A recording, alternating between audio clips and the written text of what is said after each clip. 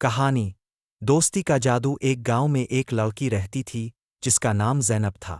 زینب بہت پیاری اور خوش مزاج تھی، لیکن اسے کسی دوست کی کمی محسوس ہوتی تھی۔ گاؤں میں زیادہ بچے نہیں تھے اور جو تھے وہ اکثر کھیلنے میں مصروف رہتے تھے۔ ایک دن زینب جنگل کی طرف گئی تاکہ کچھ پھول چن سکے۔ اچانک اسے ایک عجیب سی آواز سنائی دی۔ وہ رک گئی اور چاروں طرف دیکھنے لگی۔ جھاڑیوں کے پیچھے سے ایک خرگوش نکلا، لیکن یہ کوئی عام خرگوش نہیں تھا۔ یہ سنہری رنگ کا خرگوش تھا جس کی آنکھیں چمکتی ہوئی نیلی تھیں۔ زینب نے حیرت سے پوچھا، تم کون ہو اور تمہارا رنگ ایسا کیوں ہے؟ خرگوش مسکرا کر بولا، میں جادوئی خرگوش ہوں، میرا نام لومی ہے۔ میں ان لوگوں کی مدد کرتا ہوں جن کے دل صاف اور نیک ہوتے ہیں، لیکن آج میں خود مصیبت میں ہوں۔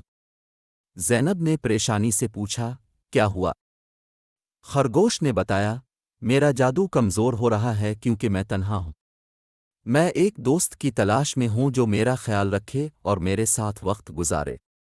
زینب نے خوش ہو کر کہا، میں تمہاری دوست بنوں گی، لیکن تمہیں بھی میرا دوست بننا ہوگا۔ خرگوش خوش ہو گیا اور دونوں نے دوستی کا وعدہ کیا۔ زینب اور لومی نے پورے دن کھیلتے ہوئے گزارا۔ لومی نے زینب کو پھولوں کے بیچ سے جادوئی پودے دکھائے اور اسے بتایا کہ دوستی اور محبت سے بڑی کوئی طاقت نہیں۔ جب زینب گاؤں واپس آئی تو وہ بہت خوش تھی۔ لومی نے وعدہ کیا کہ وہ ہمیشہ قریب رہے گا۔ گاؤں کے بچے بھی زینب اور لومی کے ساتھ کھیلنے لگے اور وہ سب اچھے دوست بن گئے۔